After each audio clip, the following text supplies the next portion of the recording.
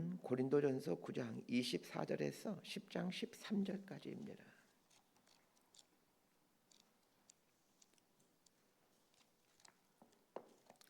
고린도전서 9장 24절에서 10장 13절까지 말씀 번갈아 가며 읽습니다. 제가 먼저 읽겠습니다. 운동장에서 다름질하는 자들이 다 달릴지라도 오직 상을 받는 사람은 한 사람인 줄을 너희가 알지 못하느냐? 너희도 상을 받도록 이와 같이 다름질하라. 이기기를 다투는 자마다 모든 일에 절제하나니 그들은 썩을 승리자의 관을 얻고자 하되 우리는 썩지 아니할 것을 얻고자 하노라. 그러므로 나는 다름질하기를 향방 없는 것 같이 아니하고 싸우기를 허공을 치는 것 같이 아니하며 내가 내 몸을 쳐 복종하게 함은 내가 남에게 전파한 후에 자신이 도리어 버림을 당할까 두려워함이로다. 형제들아, 나는 너희가 알지 못하기를 원하지 아니하노니 우리 조상들이 다 구름 아래에 있고 바다 가운데로 지나며 모세에게 속하여 다 구름과 바다에서 세례를 받고 다 같은 신령한 음식을 먹으며 다 같은 신령한 음료를 마셨으니 이는 그들을 따르는 신령한 반석으로부터 마셨음에 그 반석은 곧 그리스도시라. 그러나 그들의 다수를 하나님이 기뻐하지 아니하셨으므로 그들이 광야에서 멸망을 받았느니라. 이러한 일은 우리의 본보기가 되어 우리로 하여금 그들이 악을 즐겨한 것 같이 즐겨하는 자가 되지 않게 하려 함이니 그들 가운데 어떤 사람들과 같이 너희는 우상 숭배하는 자가 되지 말라. 기록된 바 백성이 앉아서 먹고 마시며 일어나서 뛰논다 함과 같으니라. 그들 중에 어떤 사람들이 음행하다가 하루에 2만 3천 명이 죽었나니 우리는 그들과 같이 음행하지 말자. 그들 가운데 어떤 사람들이 주를 시험하다가 뱀에게 멸망하였나니 우리는 그들과 같이 시험하지 말자. 그들 가운데 어떤 사람들이 원망하다가 멸망시키는 자에게 멸망하였나니 너희는 그들과 같이 원망하지 말라. 그들에게 일어난 이런 일은 본보기가 되고 또한 말세를 만난 우리를 깨우치기 위하여 기록되었느니라. 그런즉 선줄로 생각하는 자는 넘어질까 조심하라. 13절 함께 읽습니다. 사람이 감당할 시험 밖에는 너희가 당한 것이 없나니 오직 하나님은 미쁘사 너희가 감당하지 못할 시험 당함을 허락하지 아니하시고 시험 당할 즈음에 또한 피할 길을 내사 너희로 능히 감당하게 하시느니라. 아멘. 플러신학교의 김세윤 박사는 이 바울 신학에 대한 이 시대 최고의 신학자로 평가받는 분이십니다. 이분이 학술대회나 강연회에서 그 강인한 주제를 모아 그 책으로 몇 년 전에 나왔었는데 그 김세윤 박사에게 묻다. 바른 신앙을 위한 질문들이라는 제목의 책입니다. 그 책의 첫 번째 장에 나온 주제가 한 번 구원받은 사람이라도 그 구원을 잃어버릴 수 있나요? 라는 질문입니다. 이 질문에 대해 김세윤 박사는 이렇게 답변을 합니다. 성경은 두 가지를 다 가르치고 있다. 하나는 신실하신 하나님은 우리를 끝까지 지켜주신다는 것이다. 그러나 우리가 하나님의 통치에 계속 등을 돌리고 죄를 지으면 구원의 완성을 받지 못하고 탈락할 수 있다라고 말을 합니다. 그러면서 이런 말을 덧붙이고 있습니다. 우리가 성도의 견인론, 이 성도의 견인론이란 하나님께서 성도들을 끝까지 지켜주신다라는 우리 교리이죠. 성도의 견인론과 타락과 탈락에 대한 경고, 즉 성경의 이 두 가지 상반된 가르침에 대해 어느 쪽도 약화시키지 않고 상호 논리적 긴장을 의식하는 가운데 함께 견지하는 것이 건전한 신앙이다. 자, 이 말을 풀이하면 그전에 우리가 배워왔던 성도의 견인론, 즉 한 번 구원받은 사람은 하나님께서 끝까지 인도하신다라는 이 교리는 죄에서 떠나 온전한 삶을 살고자 하는 사람에게만 해당된다는 말입니다. 한 번 구원받았기 때문에 구원받은 후에는 죄를 지으며 살아도, 즉 아무렇게나 살아도 이상이 없다는 생각은 틀린 생각이라는 겁니다. 그러면서 김세윤 박사는 한국 교회에 만연해 있는 이 잘못된 구원론에 대해 아주 날카롭게 지적합니다. 그분의 표현을 그대로 사용하도록 하겠습니다. 한국 교회의 위기의 원인은 신학적 타락과 도덕적 부패이다. 그동안 한국 교회는 구원을 지나치게 단순하게 가르쳐 왔다. 그리스도를 믿으면 하나님의 은혜로 죄 사함을 받고 의인이라 칭함을 받으며 종말에 구원의 완성을 받는다고만 가르쳐 온 것이다. 이렇게 믿음으로 칭의를 얻은 후 의의 열매를 맺는 삶을 살면 좋지만 그렇게 살지 못해도 구원과는 별 상관이 없다라는 오해가 한국 교회에 만연하다. 구원을 죄 사함의 측면만이 아니라 이제 하나님의 통치를 받는 사람이 되었다는 하나님과 관계 회복의 측면으로도 이해해야 한다.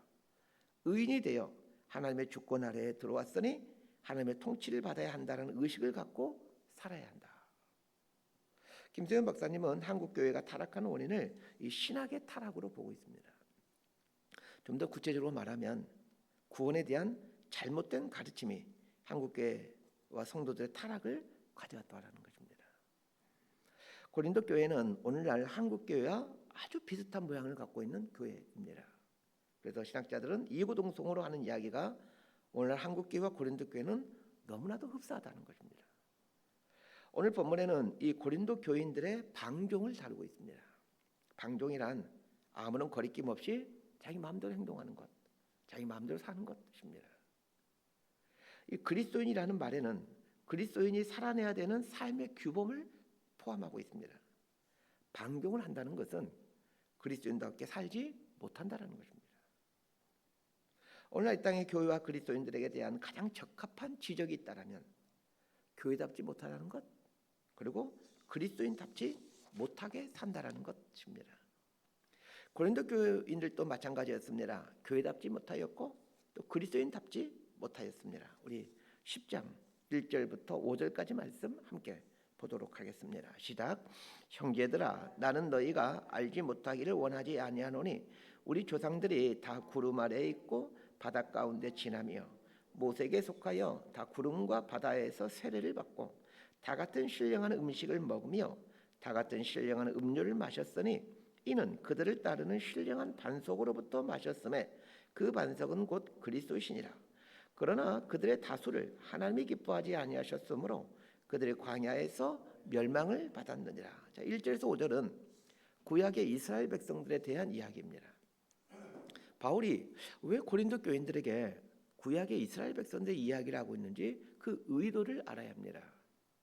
하나님께서 이스라엘 백성들을 택하셨다라는 것은 성경을 아는 그리스도인들이라면 누구나 다 알고 있는 사실입니다. 하나님께서 이스라엘을 자기 백성으로 택하시고 부르셨습니다. 애굽에서 종살이하던 이스라엘 백성들을 구원해내기 위해 하나님은 10가지 재앙을 내렸고 거기에 그치지 않고 홍해가 갈라지게 하고 구름기둥 불기둥으로 인도하셨습니다. 바울은 이스라엘 백성들이 그 홍해를 건넌 사건을 말하면서 구름과 바다에서 세례를 받았다라고 말을 합니다. 다른 말로 하면 이스라엘 백성들이 홍해를 건넌 사건은 신약의 사건으로 치면 세례 사건이라는 것입니다. 또 나아가 이스라엘 백성들이 광야에서 신령한 음식을 먹으며 만나이죠. 또 신령한 음료를 마셨다라고 말하고 있습니다.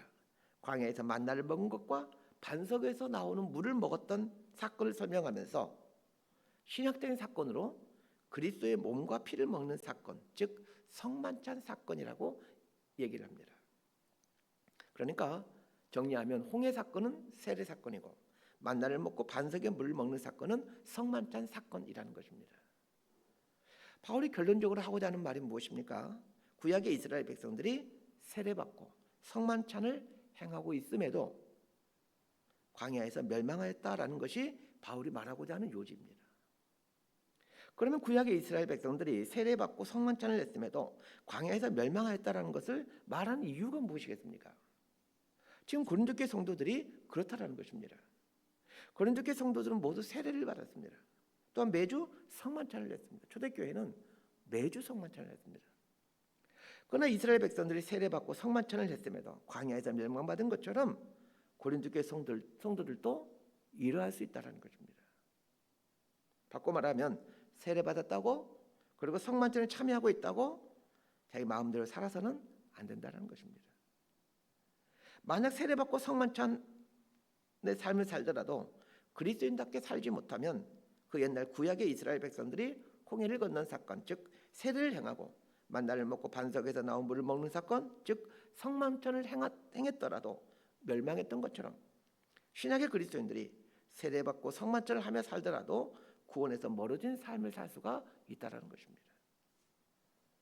오늘 말씀이 오늘날 우리 한국 그리스도인들에게 정말 중요한 말씀이라고 생각합니다. 김세윤 박사가 지적했던 것처럼 오늘날 한국 교회는 잘못된 구원론을 붙들고 자기 마음대로 살아갑니다. 사실 우리 한국 정통 개신교 그리스도인들이 갖고 있는 구원관은 정확히 말하면 구원파가 갖고 있는 구원론입니다. 한번 예수 믿으면 구원받았다, 끝까지 간다, 이게 구원파의 구원론이거든요. 우리는 구원파를 이단이라고 얘기하면서 사실 구원파의 구원론을 우리가 가지고 있습니다. 참 아이러니인 거죠. 한 번 구원받은 사람은 어떻게 살든 천국은 간다라는 생각 갖고 살아갑니다. 근데 정말 그러냐는 것입니다. 세례받고 성만찬하며 살기에 아무렇게나 살아도 정말로 천국 가고 구원받을 수 있는 것일까요? 이 부분에 대해서 아주 깊이 있게 고민해 봐야 합니다. 자, 6절 말씀 함께 보도록 하겠습니다. 시작. 이러한 일은 우리의 본보기가 되어 우리로 하여금 그들이 악을 즐겨한 것 같이 즐겨하는 자가 되지 않게 하려 함이니. 자, 6절에 나오는 이러한 일이라는 말은 구약 이스라엘 백성들이 홍해가 갈라지는 사건, 즉 세례받는 사건을 경험하고 만나를 먹고 반석에서 물이 나온 사건, 즉 성만찬을 하는 사건을 경험하고서도 방종함으로 광야에서 멸망당했다는 이야기는 우리 그리스도인들에게 본보기가 되도록 하기 위해 하나님께서 친히 보여주신 사건이다라고 얘기를 합니다. 구약의 이스라엘 백성들이 세례받고 성만찬을 행했음에도 자기 방종의 삶에 빠져 살게 될 때 심판을 받았다라는 것을 말하는 이유는 훗날에 그리스도인들이 세례받고 성만찬을 행하는 삶을 살면서 방종의 삶에 빠졌을 때는 어떠한 결과가 나타나게 되는지를 알려주기 위함이라는 겁니다. 바울의 말에 의하면 우리 역시 그리스도인이 된 이후에 방종의 삶을 살게 된다면 얼마든지 하나님의 구원에서 탈락하는 일이 생길 수 있다는 얘기입니다. 그렇다면 이 성도의 견인, 한번 구원받은 사람은 하나님이 끝까지 책임지신다라는 말은 어떻게 되는 것입니까? 라는 질문이 생기죠. 성도의 견인은 틀린 말이 아닙니다. 맞는 말입니다. 그런데 성도의 견인이라는 말을 이렇게 이해해야 합니다. 내가 그리스도인이 된 이후에 타락하게 되었습니다. 그때 하나님은 나를 결코 포기하지 않을 거야. 내가 비록 이렇게 타락했더라도 하나님은 다시 나를 받아주실 거야. 하나님은 나를 버리지 않으셨어. 이렇게 믿고 다시 하나님께 돌아올 수 있도록 해주는 것이 성도의 견인입니다. 성도의 견인을 이렇게 이해하지, 한번 구원받은 사람은 어떻게 살든 상관없이 하나님이 끝까지 인도하셔, 이렇게 생각해서는 안 됩니다. 그런데 대부분의 그리스도인들이 나는 구원받았기에 어떻게 살아도 괜찮아, 이렇게 생각하고 있다는 것입니다. 이런 잘못된 구원론이 오늘날 교회의 타락과 그리스도인의 타락을 가져오게 되었습니다. 바울은 구약의 이스라엘 백성들이 세례받고 성만찬을 행했음에도 광야에서 멸망한 이유를 한마디로 정리해주고 있습니다. 6절 하반절에 보면 악을 즐겨하였다라고 말하고 있습니다. 그러면서 이 악이 무엇인지, 악을 즐겨한다는 것이 무엇인지에 대해 세 가지로 설명해주고 있습니다. 자, 7절에서 10절까지 말씀 함께 보겠습니다. 시작. 그들 가운데 어떤 사람들과 같이 너희는 우상 숭배하는 자가 되지 말라. 기록된 바 백성이 앉아서 먹고 마시며 일어나서 뛰논다 함과 같으니라. 그들 중에 어떤 사람들이 음행하다가 하루에 23,000명이 죽었나니 우리는 그들과 같이 음행하지 말자. 그들 가운데 어떤 사람들이 주를 시험하다가 뱀에게 멸망하였나니 우리는 그들과 같이 시험하지 말자. 그들 가운데 어떤 사람들이 원망하다가 멸망시키는 자에게 멸망하였나니 너희는 그들과 같이 원망하지 말라. 그들에게 일어난 이런 일은 본보기가 되고 또한 말세를 만난 우리를 깨우치기 위하여 기록되었느니라. 이스라엘 백성들이 행한 악 첫 번째가 우상 숭배입니다. 이스라엘 백성들은 홍해를 건너고 광야에서 만나를 먹은 이후에 하게 된 우상 숭배가 있는데 그게 무엇입니까? 금송아지 만들어 섬기는 사건이었죠. 자주 설명드렸던 것처럼 이스라엘 백성들이 금송아지를 만들어 섬길 때 이제 우리 하나님 여호와 하나님 믿지 말고 금송아지 믿자, 이렇게 한 것이 아니었습니다. 금송아지를 만들어 섬기게 된 동기를 설명해 준 구절이 출애굽기 32장 4절입니다. 저 거기를 읽어드릴게요. 아론이 그들의 손에서 금고리를 받아 부어서 조각칼로 새겨 송아지 형상을 만드니 그들이 말하되, 이게 중요합니다. 그들이 말하되 이스라엘아, 이는 너희를 애굽 땅에서 인도해낸 너희의 신이로다 하는지라. 이스라엘 백성들이 금송아지를 만들어 섬긴 때는 시내산 자락에 도착했을 때입니다. 애굽에서 나온 지 한 달 만에 시내산에 도착합니다. 지난 한 달 동안 무슨 일들이 있었습니까? 애굽에서 10가지 재앙이 있었고 홍해를 가르고 쓴물이 단물로 바뀌고 하나님께서 수많은 기적들을 지난 한 달 동안 수도 없이 이스라엘 백성은 경험했습니다. 그 하나님의 이스라엘 백성들이 출애굽하게 되었습니다. 자, 그런데 시내산에 이르자 하나님께서 모세를 불러 시내산 정상으로 올라오게 하시고는 율법을 주시죠. 그런데 이 모세가 율법을 받고 있는 사이에 이스라엘 백성들이 금송아지를 만들어 섬깁니다. 묻겠습니다. 이스라엘 백성들이 출애굽한 지 얼마 만에 금송아지를 만들었습니까? 불과 2달이 되지 않아서 금송아지를 만듭니다. 금송아지 만들면서 우리 이제 하나님 버리고 금송아지 신을 섬기자 이렇게 했습니까? 그렇지 않습니다. 우리를 애굽에서 인도해낸 신이다 라고 하면서 금송아지를 만듭니다. 즉 여호와 하나님을 여호와 하나님이라, 이 금송아지가 여호와 하나님이라고 하면서 금송아지를 섬기게 됩니다. 금송아지는 애굽 사람들이 풍요의 신으로 섬기는 우상입니다. 이스라엘 백성들이 금송아지 만들고는 이것이 여호와 하나님이다, 우리를 애굽에서 인도해낸 여호와 하나님이다 라고 말하는 것은 우리 여호와 하나님이 우리를 풍요롭게 해주는 신이었으면 좋겠다라는 뜻입니다. 우리가 무슨 짓을 하며 살아도 하나님은 우리를 풍요롭게 해주는 분이었으면 좋겠다라는 욕망이 이 금송아지를 만들어냅니다. 우리도 마찬가지입니다. 하나님에 대해 하나님, 내가 어떻게 살든 내 삶을 축복해 주시고 풍요롭게 해주시고 건강하게 해주시고 자식들은 잘되게 해주시고 이런 신앙 습관을 갖고 있다라면 그 사람은 금송아지를 섬기는 우상 숭배자입니다. 이스라엘 백성들을 멸망케 한 악의 두 번째 모습이 음행입니다. 이스라엘 백성들이 요단강 건너편에 왔을 때 가나안 땅을 코앞에 두고 모압 여인들과 음행을 합니다. 그것 때문에 23,000명이나 죽게 되는 일이 발생하죠. 자, 음행이란 무엇입니까? 좁은 의미로 말하면 성적인 타락이라 할 수 있지만 넓은 의미로 보면 육체의 쾌락이라고 할 수 있습니다. 음행이란 육체의 소욕에 따라 육체가 원하는 삶을 살아가는 것을 말합니다. 그러면 묻겠습니다. 오늘날 이 땅의 그리스도인들은 육체의 소욕에 따라 살아가고 있습니까? 성령의 소욕에 따라 살아가고 있습니까? 우리 솔직하게 그리고 정직하게 자기 자신뿐만 아니라 주변에서 함께 신앙생활하고 있는 성도들의 모습을 보고 한번 답변해 보시길 바랍니다. 성도들이 육체의 소욕에 따라 살아가고 있습니까? 아니면 성령의 소욕에 따라 살아가고 있습니까? 이 두 번째 악의 모습에 대해서도 아프지만 저는 이렇게 진단할 수밖에 없습니다. 오늘날 상당수 성도들은 이 육체의 소욕을 따라 살고 있다라고 말입니다.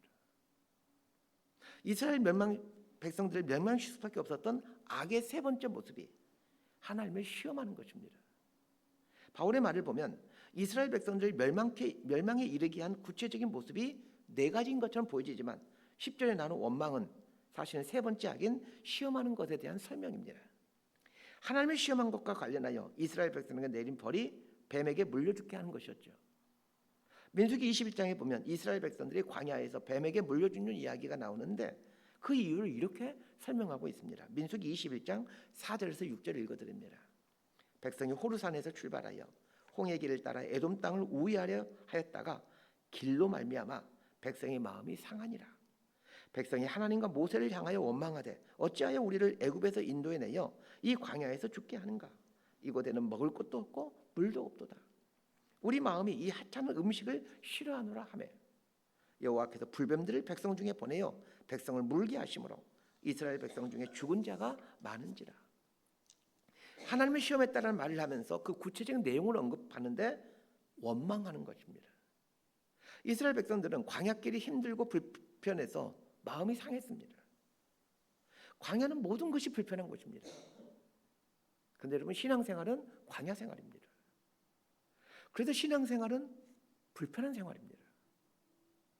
내 마음대로 하며 살고 싶은데 신앙생활이라는 것은 내 마음대로 할 수가 없는 게 신앙생활입니다. 꼭 기억하셔야 됩니다. 내 마음대로 하면서 신앙생활 잘할 수는 없습니다. 이스라엘 백성들이 하나님의 인도하심에 따라 광야길을 가는 동안 마음이 상하여 원망했습니다. 그래서 하나님께서 불뱀을 보내 많은 사람들을 죽이시죠. 우리 그리스도인들은 하나님에 대해 불평하지 말아야 합니다. 하나님께서 우리에게 베풀어 주신 구원이란 게 이런 길입니다. 마음대로 살아가고 있던 인생들에게 너 이제부터 내 백성이다. 지금까지 살아온 대로 그냥 그대로 살아라. 이런 게 구원이 아닙니다. 그런데 우리 그리스도인들이 모두 상당수는 이렇게 생각하는 것 같습니다. 자기 마음대로 살던 사람이 있습니다. 근데 하나님께서 딱딱해가지고 너 이제 내 백성이다. 그냥 네 마음대로 살아라. 이렇게 생각하는 것 같습니다. 구원이란 그런 게 아닙니다. 마음대로 살던 인생을 끄집어내서 너 그렇게 살면 안 된다. 내 백성처럼 이렇게 살아야 된다. 이게 구원입니다. 그러니까 불편한 거죠. 그런데 그게 구원입니다. 하나님이 머리끄댕이를 잡고 끄집어내요. 새로운 길에다가 갖다 놓았기에 처음에는 불편하고 힘이 듭니다. 모든 게 이게 내 체질하고 안 맞습니다. 그런데 이런 생활에 익숙해져야 됩니다. 이걸 가리켜 훈련이라고 합니다. 훈련이 되면 이 새로운 길에서 사는 게 별로 갈등이 되지 않고 그냥 내 몸에 체질화되어 가게 됩니다. 훈련이 안 되었기에 신앙생활 하는 것이 불편하고 갈등이 되는 것이지 훈련이 되면 괜찮아집니다. 우리 처음에 남자를 군대 가면 처음에는 너무 불편합니다. 근데 그냥 하다 보면 군대 생활이 익숙해집니다. 충분한 훈련을 통해 이 두 번째 부류에 속하게 되면 신앙생활의 맛을 알게 됩니다. 이런 게 신앙생활이구나 하면서 하나님과 친밀한 동행 속에서 살아가게 되는 거죠. 말씀 정리합니다. 하나님은 한 번 택한 당신의 백성들을 포기하는 법이 없습니다. 그렇다고 아무렇게나 살아도 괜찮다 이런 말이 아닙니다. 구원받은 이후에 아무리 타락한 삶을 살더라도 하나님께 돌아오기만 한다면 하나님은 언제든지 얼마든지 받아주십니다. 신앙생활을 한다는 것은 전혀 새로운 길에서 산다는 뜻입니다. 그전에 내가 하고 싶은 일을 하고 내가 하고 싶은 말을 하며 살았습니다. 육체의 소욕을 이루는 삶을 살았습니다. 그러나 그것은 사망의 길입니다. 생명의 길은 하나님께서 만들어 놓으신 광야길입니다. 그 광야길에서 우리의 다듬어지지 않는 성품이 다듬어지고 우리의 추악한 욕망이 부서지는 훈련을 하게 됩니다. 이렇게 되면 하나님이 이끌어 가신 신앙 여정이 그렇게 불편하지 않고 그렇게 힘들지 않습니다. 우상 숭배는 욕심을 섬기고자 하는 것에서 출발합니다. 금송아지는 이스라엘 백성들의 그 욕망, 욕심이 형상화한 것에 불과합니다. 욕심대로 살고자 하면서 자기 욕망을 이루고자 하면서 신앙생활을 할 수 없고 자기 욕망을 이루고자 하나님의 이름을 부른다면 그것은 우상 숭배에 불과합니다. 육체의 쾌락을 추구하지 마십시오. 절제하고 또 절제하십시오. 하나님께서 당신의 자녀들을 훈련시키고자 하는 것 중에 하나가 이 절제입니다. 훈련이 되면 신앙이 주는 자유함이 무엇인지를 알게 됩니다. 진리가 너희를 자유케 하리라. 이런 말씀이 이게 무슨 말씀인지 이해가 됩니다. 하나님께서 주시는 참 자유함을 누리며 살아가는 저와 여러분이 되기를 진심으로 소망하고 축복합니다. 기도하겠습니다. 하나님 아버지, 하나님께서 우리를 인도해 가시는 구원의 길은 우리의 욕망과 육체의 소욕을 위해 살아가다는 계속해서 갈등이 될 수밖에 없는 길이라는 것을 오늘 말씀을 통해 알게 됩니다. 많은 그리스도인들이 자기 욕망을 추구하며 육체의 소욕을 위해 살아가면서 안 그런 척 위선의 삶을 살아갑니다. 그래서 진리가 주는 자유함을 누리지 못하고 살아갑니다. 하나님께서 당신의 백성들에게 주시고자 하는 이 자유의 감격과 기쁨을 누리며 살 수 있기를 원합니다. 하나님께서 이끌어 가신 길이 광야길임을 늘 기억하며 나를 또 훈련시키고 또 훈련시켜 이 광야길이 아무렇지도 않게 되는 그 자유함의 경지에 이룰 수 있도록 우리 삶을 인도하여 주옵소서. 예수님 이름으로 기도드리옵나이다.